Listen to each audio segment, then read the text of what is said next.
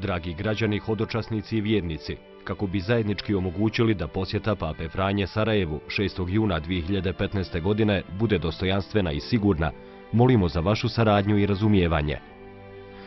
Molimo vas, blagovremeno dođite na trasu kretanja i mjesta posjete Pape Franje kako bi srdačno dočekali našeg visokog gosta, zgrade predsjedništva Bosne i Hercegovine, ulica Maršala Tita, stadiona Koševo, katedrale Srca Isusova, Franjevačkog međunarodnog studentskog centra, naselje Grbavica, nadbiskupijskog centra za mlade Ivan Pavao II, naselje Otoka.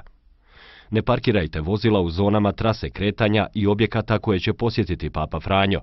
Tačne trase privremene obustave saobraćaja te zabrane zaustavljanja i parkiranja vozila bit će blagovremeno objavljene u medijima.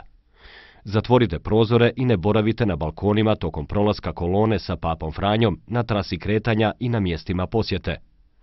Ne bacajte predmete na trasu kretanja i na mjesta zadržavanja, cvijeće i slično, kao način pozdravljanja Papi Franju.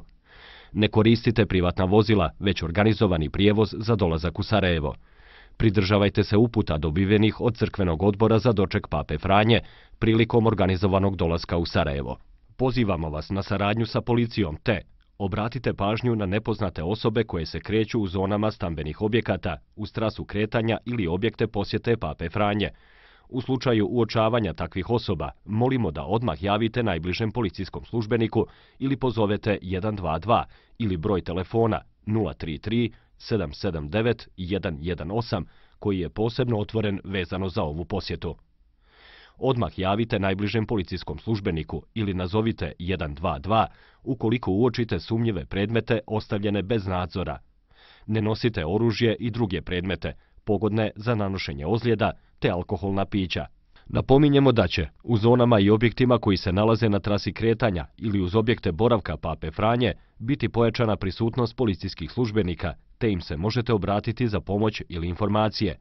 U objektima koji se nalaze uz trasu kretanja ili objekte boravka Pape Franje, policijski službenici vršiti pojačanu kontrolu osoba koje ulaze u objekat, a posebno osoba koje tamo ne stanuju. Policijski službenici na vozilima i ulaznim vratima zgrada koje se nalaze neposredno uz trasu kretanja Pape Franje ostavljati pisane obavijesti o uklanjanju vozila.